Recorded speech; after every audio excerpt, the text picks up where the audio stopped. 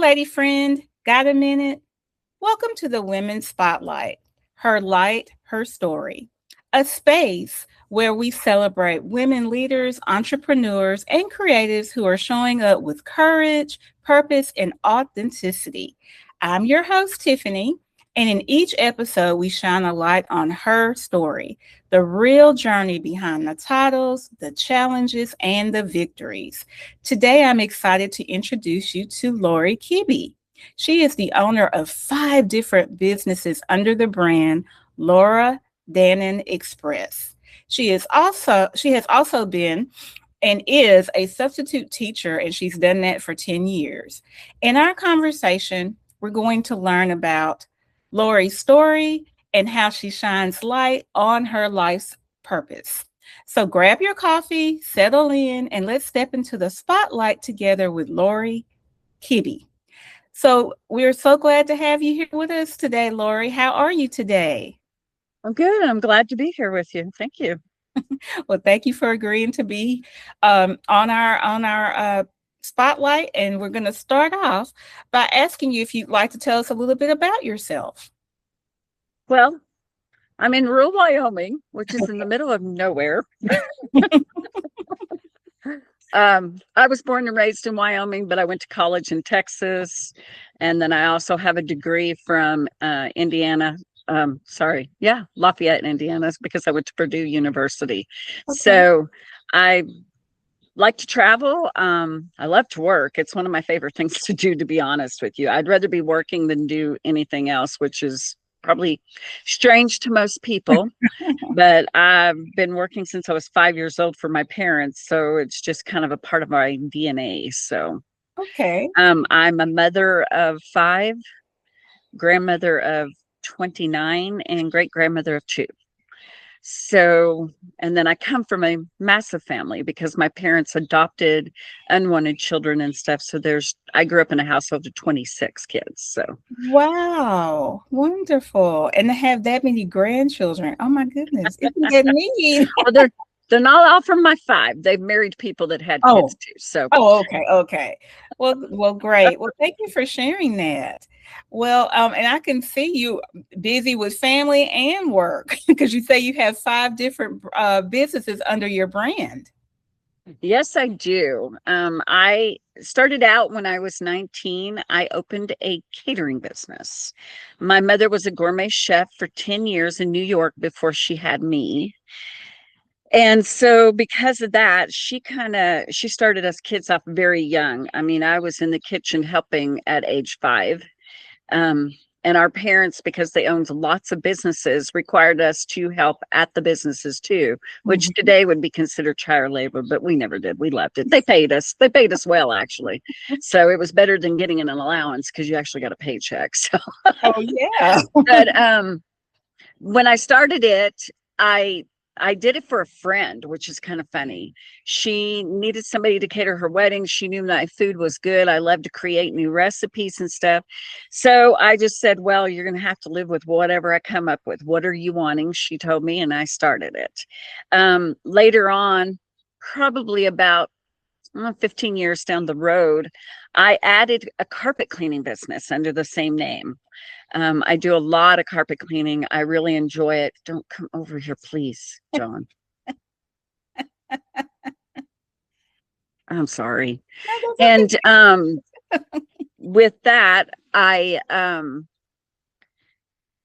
you're talking about your carpet. Really enjoy cleaning it. Yeah. Well, I enjoy cleaning, which is an unusual thing for a lot of people. I live in rural. Sorry, that mosquito's just going to bug me. I live in rural Wyoming, and here I have learned why I've been here in the area that I'm at now. People here don't like to clean. I'm not used to that. I came from a household where it had to be tidy, and I grew up with that household. It had to be tidy. So it's a very unusual situation. Then I started making jewelry like most people, beaded jewelry, things like that. But then I have a really good friend in Santa Fe, New Mexico, who taught me how to melt and pour my own precious metals. And she would send me pieces of her and her husband have a high-end jewelry store. Mhm. And when they get finished making pieces, whatever remnants they weren't going to use, they would tuck them away. And when they had a pretty good sized box, they would send it to me and then I would work on them and make new pieces. Oh. So I've been fortunate in that part because I get to keep my prices pretty low because she Mhm. sends me everything for free. I Aw. don't pay for it. Mhm. Yes, she's a wonderful lady. Mhm. Then I noticed that here in the community I'm in right now, we have a lot of people that are, it's hard to make a living here. Mm. There's in the town I live in, there's only like 3 places you can get a job besides the school.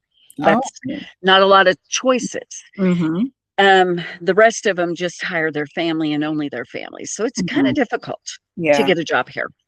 And so because of that, I noticed that the children that were coming to school didn't always have the best clothes. They had a lot of issues going on. So I live 60 miles away from Cody, Wyoming. Okay. So I would go over there and I'd go garage selling and stuff, and I would get them to donate their leftover clothes. And when they did that, I would bring them home and I would wash them and clean them and I would sort them out by sizes until I had like a massive amount of doing this. For maybe it took 2 or 3 weeks of doing it. And then I would sell like 150 pieces of clothing that were really in great shape for $65 Oh, so that wow. people could buy clothes for their kids that Mhm. they could have really good stuff. Wow. And I've done really great with that. And that's under my title also. And Okay. then I also, with my catering business, I became a wedding planner in the Oh. process of doing that when I started doing weddings a lot. So yeah. And I started all of my catering business and my wedding planning down in Texas while I was going to college. So it didn't even start here. I just drag everything with me and it just forms right perfect into the area because who doesn't need a caterer and a wedding planner still? You know what I mean? Exactly. So it's worked really good for me. I'm kind of blessed in that way. Well, I was going to say, a lot of times when we start businesses, it's because we have a passion or we see a need, and you've done that look like with all five of yours, a passion or a need. So that's really Yeah. great. Well, when you're going, because I hear that you're a very busy lady. So when you set aside any of your titles and responsibilities, who is Lori at her core? Oh, wow. I'm a God-fearing. I Mhm. will say that I am devoted to God. I'm one of the few people I know that still on a daily basis, and I don't care what's going on. I get up and I read my Bible. It's the way I want to start my day. It makes my day so much nicer because I know that He's with me, He's walking with me, and I'm not alone. And I've had a lot of things that I've had to overcome through the years. Even though some of them feel like it was just yesterday, they just kind of go with you. That's just the way Mhm. life is with some of your stuff. Mhm. Well, so I'm God fearing. I love a great joke. Okay. I I don't care if it's dirty. I know it's not appropriate for Christians, but if it's a good joke, I want to hear it. Okay. Um, I may not repeat it, but I'll still listen to it. Okay. And I love to when it's me time. I'm not like most people. I think that all women, when it's their time, one of the core things they should do is turn your phone off. Just Mm. turn it off.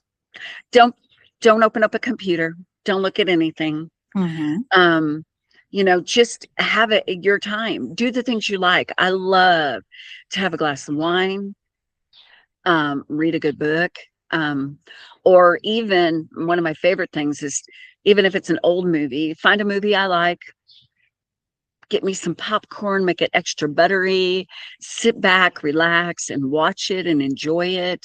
Um, it's just a lot of fun to do that. And a Mhm. lot of women don't do the things they like to do because Mhm. they think that they're obligated to do everything that everybody else wants them to do. Well, Exactly. you're not. Even my kids, when I was raising them, they're all grown now. So, of course, I don't have to worry about that. Mhm. But when they were at home with me and stuff, I would tell them it's me time.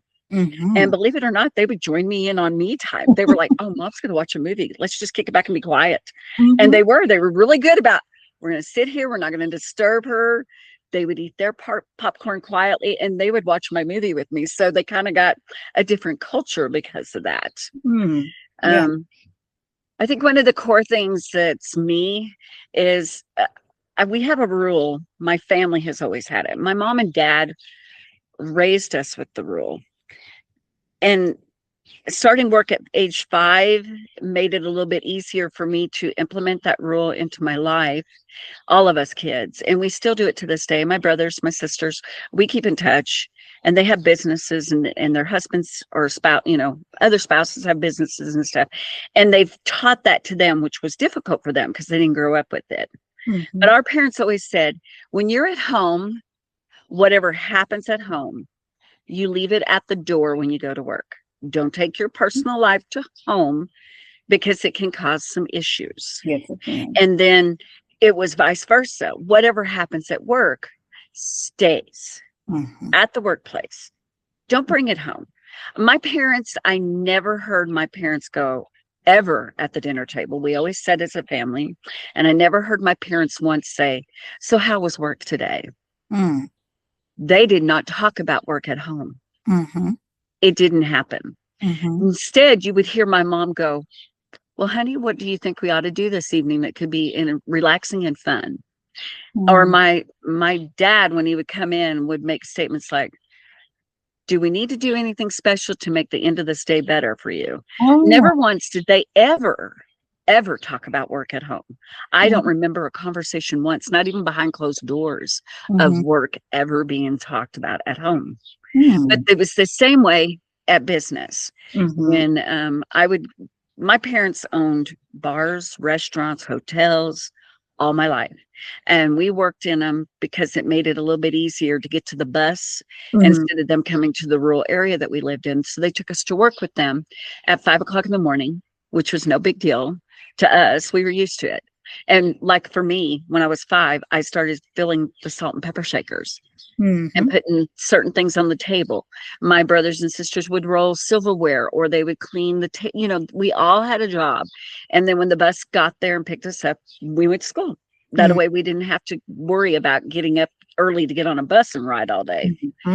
And my parents, I never heard them once talk about anything that happened at home. Even if my siblings and I got in trouble for something, like big trouble, because we caused problems. Never once did they ever. Squirrels are even joined again.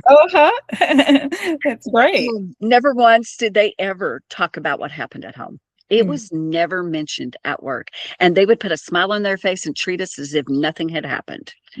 That was just the way they did things. And I think if more people would do that when they're at work and at home, their lives could be a whole lot easier. And it's a big core of my life. So it makes it nice. Well, thank you for sharing that beautiful story. And so, because you've been an entrepreneur almost all your life, you started when you were pretty 5. Much. Every woman leads in her own way. So, what's the heartbeat behind how you show up as a leader, whether that's at home or at work or in your community? When it comes to my businesses, I'm a true believer. People cannot learn and they cannot succeed if they don't make mistakes. So I train my people hand on hand, like in my catering business. I've hired a lot of people who could never even cut a carrot because they've never done it. And I will go in and I will teach them exactly how I want it done, what I need them to do step by step. And then the next catering job, I may put them in charge of making sure everything, and I'll just lay it all out. Here it all is, go to it. And walk away. And never once do I ever question it. Did they cut it wrong? I don't scold them. I'm like, oh, well, remember, we needed to cut it this way, but thanks, I'll use this because it's still going to be usable. I did something with my business when I started it in Texas that a lot of people couldn't do because I started it when I was young. So back in the 80s is when my business came into place. And back then I went down to the probation offices and I asked them if they would be willing to let people who needed to do their community service come and do their community service with my business. And I would sign off on how many hours they did it. And they were like, we never had a business and wanted to do that. And I was like, well, I would like to do that. Mm-hmm. And so I hired a ton of people that way. So they would come and do their community service. And I didn't get people that were in trouble for big things. It was Mm-hmm. like back then you had check sales, so hot checks Mm-hmm. or unpaid traffic tickets. You know what I mean? And they were on probation for it. So Mm-hmm. they would come down, and out of everybody I ever had come through there, I think there was only one person I never hired out of Mm. all of them. And I always told them, because usually they're in trouble because they're tight on money. And I Yeah. would tell them, I'm willing to hire you if you need a job. So if you get done with this and you're wanting a job, come back and see me. We'll Mm. see what we can do. Okay. Um, it worked out really good. Even when they went away from doing the community service like that, I was grandfathered in, so they kept me on it when I was still in Texas. Oh, So yeah. I just kept doing it for them. So it was really nice. But when I came back home to Wyoming, of course, that ceased and desist. So Mhm. Okay. Well, that was, again, it sounds like it was almost like a small ministry that you were doing, but using it as with your business. I And then, had gotten in trouble as a youngster, oh, and I would have liked somebody to had said that they would do something special for me like that. And I felt like, it was amazing how many of the people that I actually had come through there were single moms, mhm, and they had no family. And mhm, that was the reason why they had hot checks. They were writing hot checks to try to keep diapers on their kids or mhm, food on the table. mhm, And so to me, I felt like I would want somebody to do it for me. So why wouldn't I do it for you? mhm, And it just worked out really good. Like up here now, I hire a lot of the teenage kids that work at the school with me mhm, because people around here won't hire them. They're like, oh, their kids not going to do their job. I mhm, have had some phenomenal help from the kids that mhm, here. I've got an employee now that she's wonderful, and she's very young. She started 2 years ago for me, and she had no clue what to do of any of it. And mhm, I trained her, and she stuck to it and kept right on going, and she's been enjoying it. And I mhm, had one prior to her who graduated that I even mentored a little bit when she went away to college because she was so nervous to leave Wyoming and go all the way to Columbia University from mhm, the other side of the state. And we're still very good friends, and she's wonderful, and she graduated and she's doing great. So, I mean, mhm. you can help in many different ways. It's just, are you willing to, is the key Right, point. right. That's beautiful. Well, thank you for that. So we know that even though, because it's, you stated about the things that you've done, how you've helped people, but we know too, like you stated, sometimes we have off days. We're human. That's going to happen. So what inspires you to keep showing up even when the days are hard? Again, probably my parents, Mm-hmm. just remembering how they dealt with all the problems that they faced Mm-hmm. didn't stop them from ever going and showing up. I mean, they showed up for us kids, they showed up for their work, their employees, every time. I Mm-hmm. well, I like working. So one thing, if anybody worked for me, they wouldn't have to worry about me not showing up when it comes to work. It's lethargic. I like to go and work. You can literally get all the bad out if you just work. If it's cleaning a carpet, if it's scrubbing a toilet, I don't care. You know what I mean? You can do anything. And believe me, chopping vegetables, Be therapeutic. you feel good after you're done. You're like, okay, look at me, I'm good. Mm-hmm. I've had people tell me that I'm too happy and I'm too talkative. And I always tell them, well, I'd rather be two of those things than to be opposite things. Right, right. Yeah. And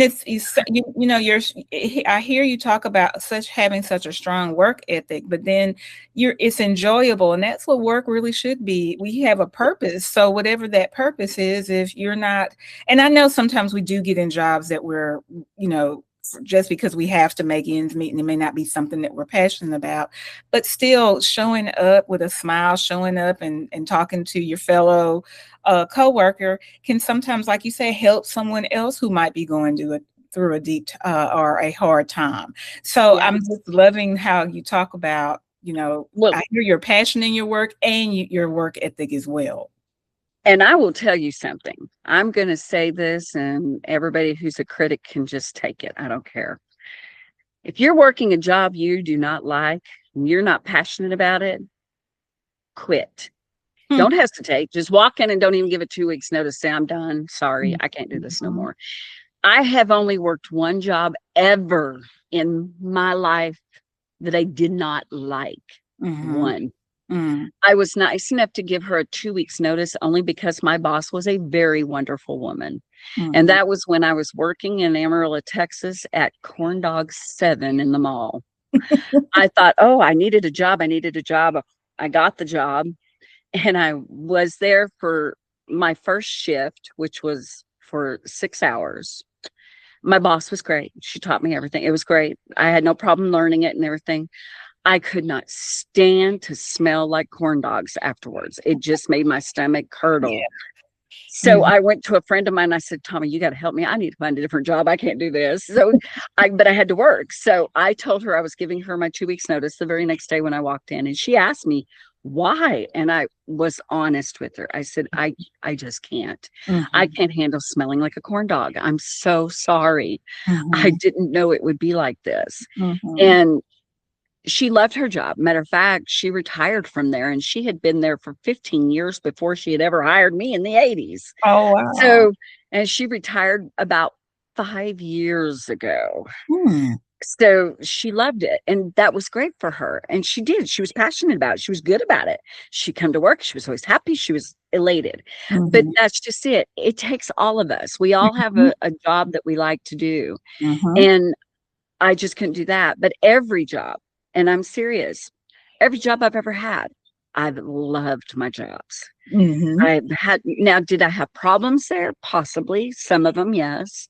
I mean, I've even been sexually harassed and lost a good job because I reported it. Yeah. So, you're going to face those challenges. They're going to happen, Mhm. but it's going to be how do you deal with it? Are you Respond. going to allow it to rule you, or are you going to say, okay, done, not a problem, and move on? Mhm. You know what I mean? Because that's what you have to do. Yes. And I've told a million people, I mean, yeah, I am actively right now looking for a permanent full-time job right now, even though I'll still keep my businesses. But Mhm. being a substitute school teacher kind of kills you in the summertime because you don't have an income coming. Right. Right. And if there's no weddings going on, you don't, you see You what I'm saying? You got to have yeah. something that's year round. Mhm. So I am actively looking. Do I want to leave the schools? I really don't. I, Mhm. I will be honest. I love those kids as if they were my own. I would stand in front of a bullet any day for every single one of them, and I would never let one of them get hurt. Mhm. So I love the teachers. I love the staff. I would fight for them. Mhm. So no, I don't necessarily want to leave there, but at the same time, they won't hire me as a full-time employee Right. because of the fact of how good of a substitute I am. That's the strangest thing you'll ever hear. But I don't just sub as a teacher, I sub as a para, a teacher, secretary, janitor in Mhm. the kitchen. And Wow. because I would go to all those places, they're like, we can't afford to hire you when we need somebody in those areas when we have nobody else that'll do it. Wow. So, Wonderful. yeah. Oh, well, it's just, and I know we talked a little bit about this earlier, but the fact that, I've been in education as well, and I just want to say that a good sub is hard to find. And it was never anything that I ever made any of my subs feel like I had some that were long term, and I felt like some of them did as great of a job, or even sometimes in some cases better jobs, because of the fact that they loved the kids, they loved coming. And just hearing you say, I didn't expect you to tell me that you were doing subbing in all areas. So that really is something. Yes, they cannot afford to lose you in that, but that is definitely understandable about the summer. And but I can tell you're again passionate about that as well. And you just told us what you would do for your staff and for the students there. So just thank you for sharing that. As we're moving on into the next part, we were going to talk a little bit about self-care and how it looks different for every woman. You kind of told us a little bit about that in your core, some of the things that you used to do for self-care. Is there anything else that you want to add that helps you to protect your energy sometimes when life feels overwhelming? You know, I do like to, you know, I like walks. Mm. Um, I'm kind of fortunate in the area that I live in. We do not have a lot of bad situations here. Like the bears aren't close to us. Okay. Bobcats aren't close to us. Mhm. Yes, we get snakes, but everybody does. Yeah. Um, we have raccoons, but they won't bug you. They run the other way. I Okay. do have squirrels that seem to like the Really? camera. They keep joining us. Uh-huh. But I mean, it's a peaceful place. Mhm. So I like to go walking in the early mornings. What's nice is where we're at, like it's summertime, the sun, you can see everything at 4:30 in the morning here. Mm. So you can go for a walk when it's nice and cool, which is perfect. Mhm. I will put in my headphones and listen to some great music from my Spotify account, and I will just go for a nice walk. I like to, if it's too hot and I know I'm not gonna, I'm honest. I hate the heat. I am 24 hours to 7 hot. Uh-huh. And no, I'm not going through that. Been that way since I was 7. So Mhm. I got a little scooter and I'll Mhm. get on it and I'll just go for a scoot drive just all over Oh. town just to cool off and enjoy myself. Uh-huh. So I think that you just do the things that you really like. If Mhm. if what you like to do is to sit down in a quiet spot and sew, then do it. Mhm. Um, I do have one thing that I always do, and I kind of gotten my friends attached to it now because they didn't realize how much easier it was to do that, and it also calmed them for the day. You're doing computers, you got TVs, you got all this noise, and at night when you're ready to go to bed, a lot of people have problems going to sleep. Mhm. So get a good book, stick it next to your bed, and every night I read at least one chapter. Just one chapter. And it calms everything. Mhm. It clears the cobwebs. It Mhm. doesn't have to be it doesn't matter what kind of book it is. If it's an educational book, who cares? If Mhm. it's going to make you feel better, then read it. Mhm. And then if you do that every night, you get through an entire book with however many chapters it is. Mhm. Like I've got a book right now that's 115 chapters and I'm 32 chapters in. And but that's because 32 nights ago, I You started reading started it. reading a book. Yeah. Yep. Yes. So, I get through a lot of, I hear people all the time, I can't even read a book in a year. Oh, well, you could if you do what I do. Mhm. And I have friends, like I said, who had never thought about doing that and had missed reading. And now they're reading a book at night. Mm. And so, even just a chapter, one of my friends goes, well, I got so involved in it, I read 6 chapters. And I was like, nothing wrong with that. You're just going to read more books. Right. And I said, were you relaxed? Did you sleep well? She goes, I slept wonderfully. Thank you. Mhm. So it is a good suggestion because it does calm the mind and it's good for everybody, men, women. Mhm. It's just something that it makes you feel better, even if it's just the Bible. So Mhm. read it. Yeah. Who's it going to hurt? It's Yeah. your personal time. That's right. That's right. It's just going to help us grow more in the word. So that's great to hear. That's right. Well, um, as we talked a little bit about that, life sounds and can be great, but we know it can also, again, have some challenges. Is there a challenge that you can think about that you had to bounce back from? And if so, how did you do it? Well, I'm in the middle of one right now. Okay. Um, I decided after getting my master's degree and passing with a 4.0 in 2022 that I would like to go back to college and get my doctorate degree. Okay. And so I went back, and the first group of classes, I had a perfect 4.0 still. Okay. Then when we got to the 800 classes where you are working on your actual Dissertation. they don't call it a thesis, they call it something else at Purdue, but Oh. anyhow, it's basically your thesis, but Mm. it's not. It's some kind of document still. Anyhow, I ran into a problem with having not one, not two, but three. different professors telling me that because I had dyslexia, I would not be able to do this, Oh, and kept failing me on oh, purpose. goodness. Oh my goodness. And when I reported it, I got nothing from the report. Nobody returned, nobody did anything. So I am at a standstill just for the moment while I figure out what I want to do. Mm-hmm. I I think I have decided I do want to finish. So I Mm-hmm. do know that I'm going to go forward. I just think that I'm going to have to change institutions, Mm-hmm. which is sad for me because I love Purdue Global. Mm-hmm. Um, I really do. I have learned so much. And they have a few professors there that talk about the top of the world they are. Mm-hmm. So it's upsetting to not be able to finish what I started with them. Mm-hmm. But I'm thinking that I'm going to probably have to change institutions only because those three professors I have already been told will be still teaching the other courses I have to finish my paper. Mm-hmm. And I can't do it. I no, I won't do it. Mm-hmm. Why would I pay money to an Yeah. institution to have teachers tell me that I'm not smart enough, that I'm too dumb to pass? And Oh, I actually had one say that. oh my goodness.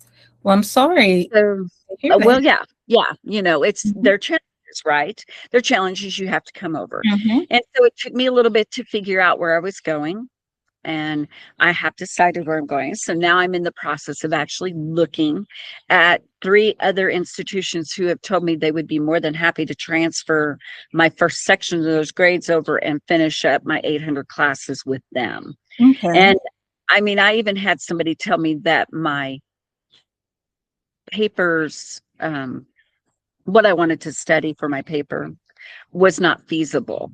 Hmm. Well, it's not feasible because nobody's done it and it needs to be done. And it Right. was all on rural education, which, hello, rural education, and how the teachers, there was no students involved in this, just the teaching staff, how Mm-hmm. the teachers feel that the students are actually doing and do they need to step it up. Mm. I You would be amazed. Teachers, and I wasn't just using my school here because I know everybody, right? I Mm-hmm. wanted to use this school, but I was using another school that is 48 miles away who signed off to be a part of it that I've never subbed in, I've never worked there, and I don't even know any of their staff. And they were willing. Their superintendent signed off, their principals signed off, all of them. They were ready for it. And I had to pull all of that because of what happened. And I'll Mm. have to start from scratch with the other group, but it won't be hard. They already said they're still willing, but Still I with. wanted a bigger pool Mm-hmm. because I mean, I made special arrangements and everything to get all the actual accuracy that I would not know anybody from anyone from either school. So, Right. but yeah, it's a challenge, but I'm not going to let it knock me down. I refuse Okay. to allow it to step me down and not let me keep going. We love hearing that story. I hate to hear what's going on, but hearing the fact that how you're being resilient and how you're going to continue to go. I want to tell you too, you and I have that in common. I'm working on my doctorate as well, and I didn't think I'd ever go back to school, but I'm working That on was my. me. But it's something We're that too old to go to school, but we're doing it. well, I feel like it's something that God called me to do, and it's going to be a PhD in Christian counseling. So that's where I'm heading with mine. So Wow. I may be getting back in contact with you because it is a lonely journey. So I may be saying, "Hey, Well, you just call me up anytime. yeah, I I don't just mind. need to just say, hey, I need to talk for a minute." Well, I But just thought thank it you was for funny sharing that that. these people thought I couldn't do it because Yeah, I have dyslexia. And I'm yeah. like, you know, I made it all the way through high school. I'm going to be very honest. I graduated high school not on my own. Mm-hmm. I had some of the best friends in the entire world because back when I was in high school, they didn't in rural Wyoming, they had no idea what dyslexia was yet. Mm-hmm. And they would cheat, help me on tests. I'm being very honest. They helped Mm-hmm. me on tests because we couldn't figure out, they knew I was smart, but I couldn't pass anything, you Mm-hmm. know. I was reading at a first grade level and doing work of a first grade child. That's what I was Mm-hmm. doing. So it was nice to have all those siblings. And we Uh-huh. lived in a place where we had to muck stalls. We had lots of chores, right? Yeah. So I had certain siblings that were really good in each subject. And I made a list and put their name on it and what subject they were doing it. And they did my homework on a regular basis. So my handwriting never changed. Ha ha. And I turned my work in, ha ha, always, Uh-huh. and got really good grades and passed. So when I Mhm. got out of high school, I went to Amarillo, Texas to go to school. My Mhm. grandparents lived there. Mhm. And at Amarillo College, because I didn't take a test, at the school for placement, I had to take it there. I was just fortunate that a lady who had just finished getting a 2-year degree, all studied in dyslexia, Mhm. happened to be on the board. They were Oh. not going to let me in because I Mm. did not pass well at all. Mhm. And she got to looking at my answers and my scores and my sheets and everything. She goes, I want this girl in my class. She Mhm. has dyslexia, and I can guarantee you she don't know it. And Mhm. in one semester, I went from being a first grade level reader to a 12th grade level reader and Uh, understanding. In one And then semester. I did not have to take her second class, but I did Mhm. because I wanted to really do well. And so, and then I got really fortunate. Eyeglasses have come a long ways in our time. Mhm. And about 20 years ago, my eye doctor goes, we can put a tinting in there now for your dyslexia that will tint your Oh, glasses. yeah. So he tried it out. We were like, let's try it. If it doesn't work, we'll just get you new glasses and you don't have to worry about paying. Let's just try it. And I said, okay. So he did it. It's been wonderful. It's one of the best things. I mean, I used to turn my book upside down to read. I had to do all kinds of things. And getting glasses where you don't have to do that anymore is just a wonder if color is what the issue is. And that's not always the case. They Yeah. have other methods and stuff. But mine was a sheet. I had a color sheet that I could lay over things and read and do better.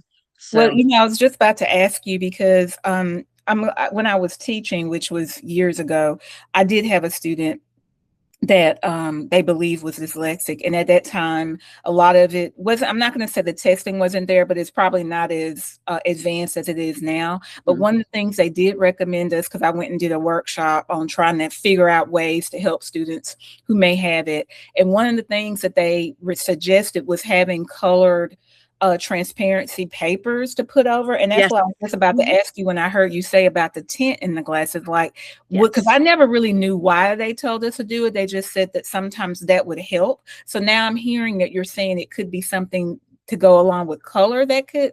Um, Yes. So some dyslexic, and not all of us, mhm, okay?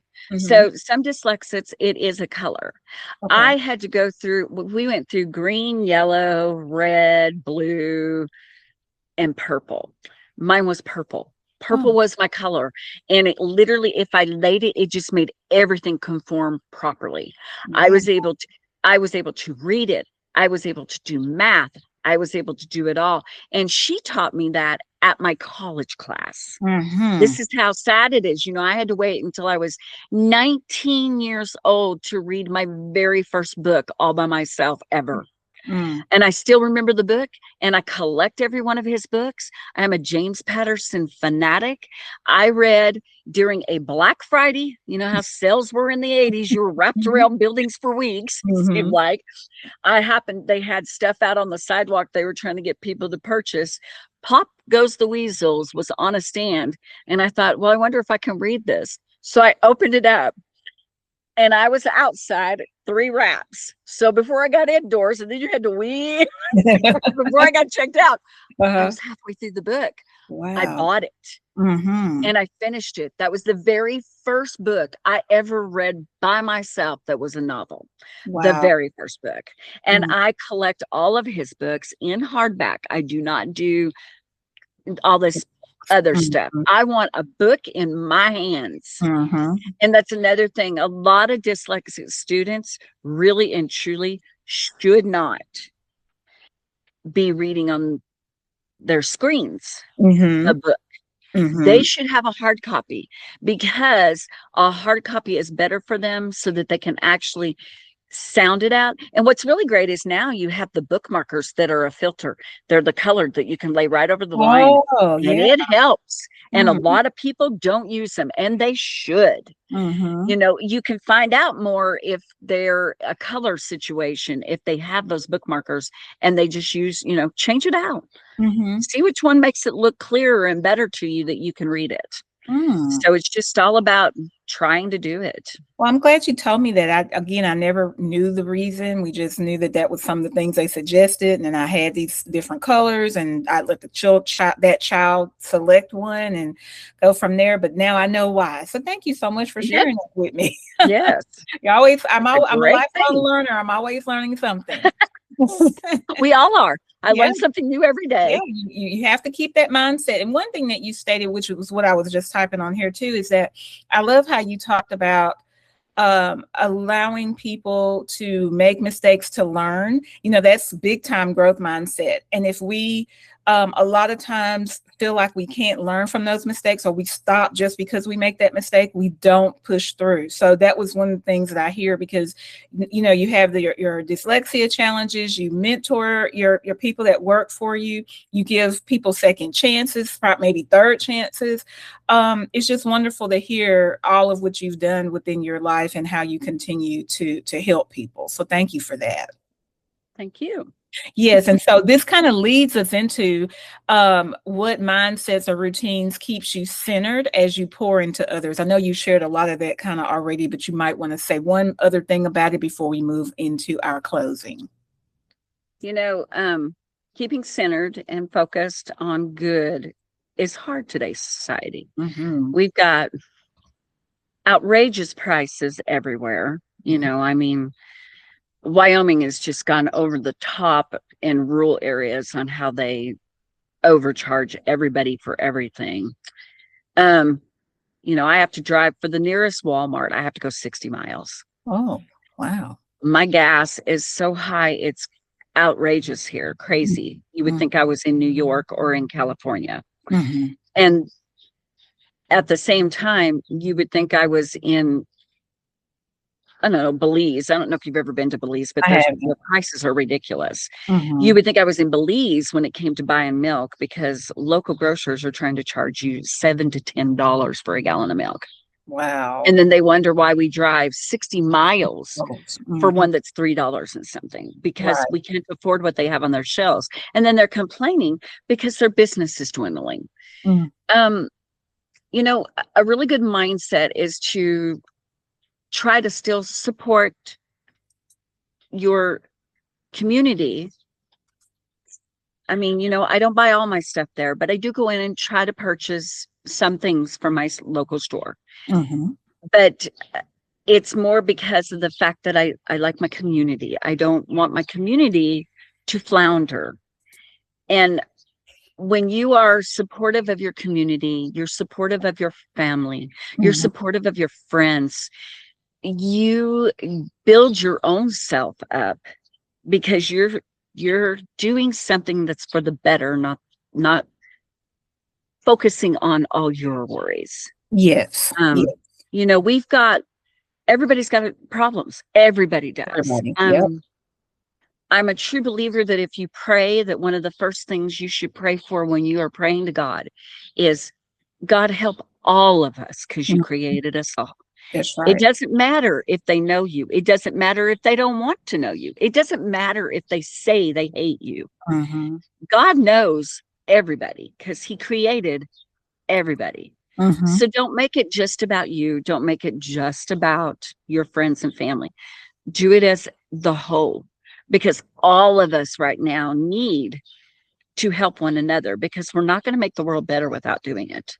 Right. We have a very crippling society with things that are things I wouldn't approve of, but I'm not going to judge Mm-hmm. somebody else, because I promise you, I always say this and my friends laugh at me because they think it's stupid, but if they would understand what it says, they would know what it means.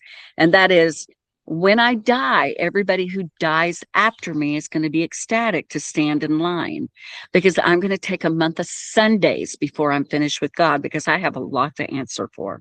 Mm-hmm. So Mm-hmm. I'm not big on judging. I'm not real good at it either.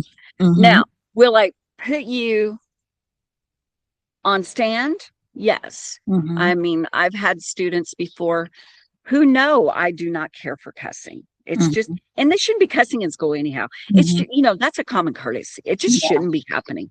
Do Right. that with your friends off campus. Do that at home if your parents allow it. Don't do Mm-hmm. it when you're in a community where education is the priority. Right. But I've had students that just literally blew up and were cussing like sailors. And I'm itty bitty. I am 5'1.5". And most of the kids that I work with are up here above me. And I had a student just this past year, not even 2 months ago, that come bowering out of the gymnasium when I was PE teacher, and he was rah, rah, rah, rah. And I went, no. And I mean, the entire gym got quiet. And Mm-hmm. I told him, you will not talk like that. You know, I don't like it. You've known me for years. Mm-hmm. I respect you. Why do you not have the respect that you need to respect me? If you Right. can't respect me, go change your clothes and go to the office. Mm-hmm. Mm-hmm. He stayed, he played ball, and none of them said a cuss word the entire time because they were scared. But that's just it. I would rather scare them that away Mm-hmm. than to have the disrespect, Right. because you're not teaching your children at home anything if you're not bothering to acknowledge the fact they need to be disciplined. Mm-hmm. This whole I want them to learn on their own is a bunch of turkey. It's not going to happen. That's not how it works. Mm-hmm. You are their parent. Yes. Be the parent. If you Mm-hmm. don't know how, give them to somebody who does, and then take them back when they're finished. I'm not saying give them up forever, but Mm-hmm. just be a Mm-hmm. parent. Yeah. My kids, I've had my children have been in and out of trouble a lot. I have a couple of them that have been in jail and all kinds of stuff. Okay. But they will tell you the one thing that they found with their mom, that is the thing that they trust the most. She loves us, because even when we were in jail, mom wrote us. Mom always took our phone calls when we called, and she sent what little money she could, no matter what. Mm-hmm. And when they got out, I didn't turn my eye away from them. I helped them. Matter of fact, one of mine has spent almost half of his life in jail, and he's finally standing on his own 2 feet at 5 years of sober and 2 years of living in his own home, Mm-hmm. and Mm-hmm. it's very well. So the people that turn their backs on their kids and act like they're not responsible for them, you are responsible. You were responsible the moment you had them. And if you're not going to take that responsibility, then you shouldn't have had them to begin with. Mm-hmm. Give them to somebody who will care, because Mm-hmm. obviously you didn't care to begin with. Mm-hmm. So, Wow.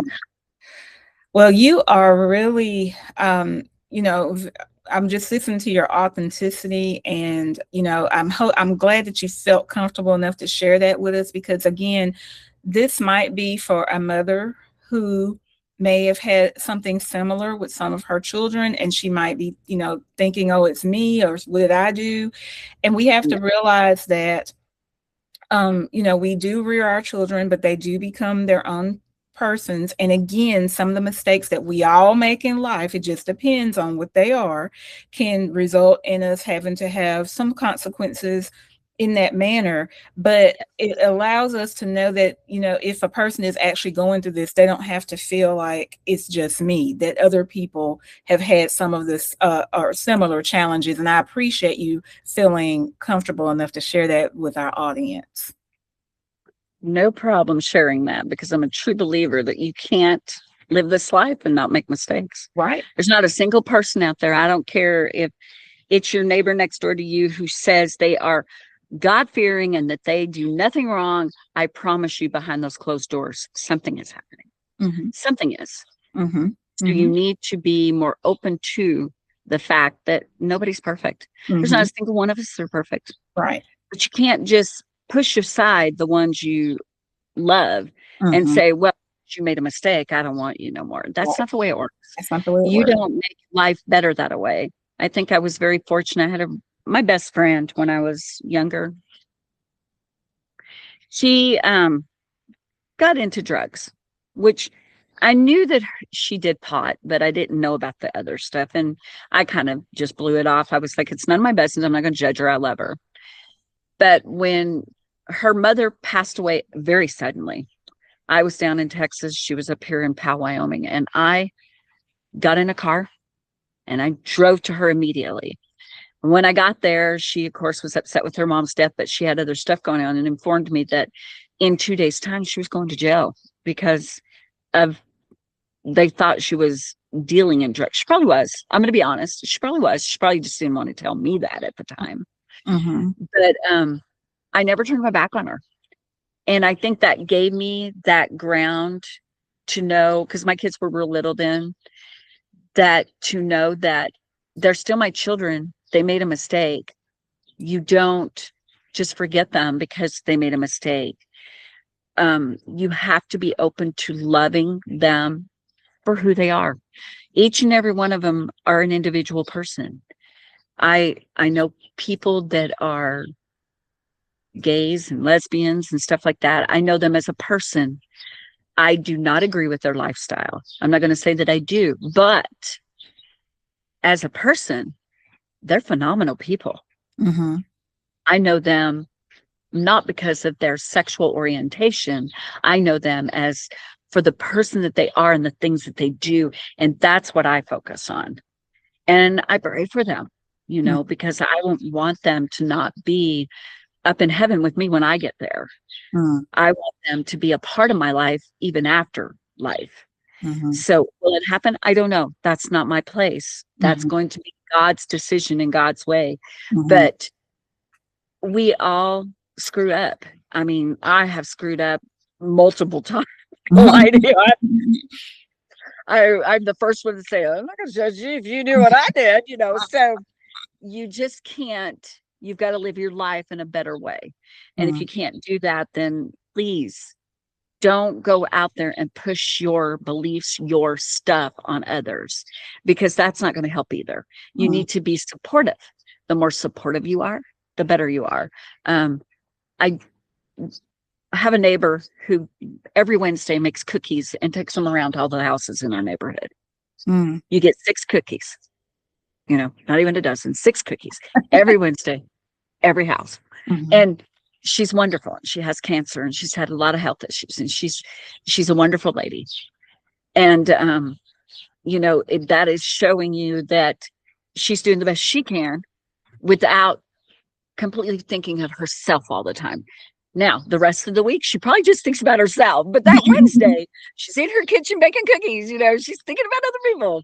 And I love to cook and stuff. So when I have new recipes during the school year, the teachers they're ecstatic when I'm working, because I will bring in everything and set it into the break room. And I'm like, okay, let me know how it goes. I don't know. And they're like, you didn't have to do this. No, I know I didn't have to. I wanted to. There's a difference. Just do the things you like. If you like reading and you have 2 hours time, do us all a favor. Go to a nursing home and find out somebody that's there that cannot see a book anymore and read to them. Yeah. Read to them. Do your part to help somebody else, because they were somebody's mother, somebody's daughter, they were somebody's son, whoever they were. Maybe they'll say they want you to read the Bible to them. Read it to them. Even if you don't believe in it, it doesn't matter. Read it to them. They cannot see it anymore. Yeah. Be there for them. Be their eyes. Do for them what they cannot do. Right. And if you lose your sight late in life, you usually can't read Braille anymore. You know what I mean? So why not go and read to them? That would be the best thing to do. Right. That's You're beautiful. not a part of this. Go away. Sorry, I have a little jumping spider. I have a little baby spider here. He's thinking he's going to jump on my lap. He probably will, and I'll just scoot him under the ground. But my goodness. Well, you've got a lot. We see a lot of activity there, but it's beautiful. It's like, when you're thinking about nature and just being out in it. So again, thank you for being out there so that we can see that beautiful background. I did want to, as we are closing up though, I do want to ask you one other question. If your younger self could hear one message, what would you want her to know? I would have told my younger self to wait to have children by 5 years. Okay. only because I would have liked to have done more traveling. Okay.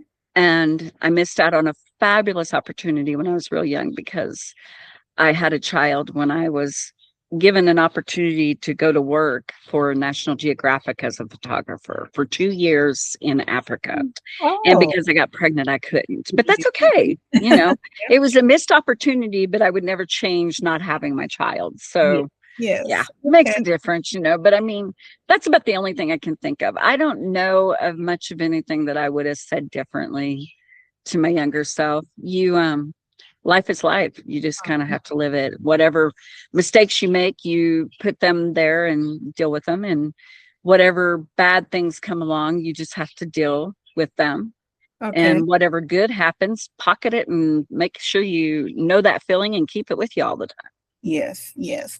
Well, it's again been a pleasure talking with you. I would like to see if you'd like to share with people how they can connect with you. I know I connected with you over LinkedIn, and I believe we had been LinkedIn connections for a while before I Mhm. reached out to you. So, is there any other place that you would like to tell our viewers where they can find you? You can find me on Facebook. I don't really have a lot of Social I media. don't have a lot of media deal. Okay. That may change only because I was told recently that with I just started a new page on Facebook with my business name, Mhm. trying to get my catering and stuff out there.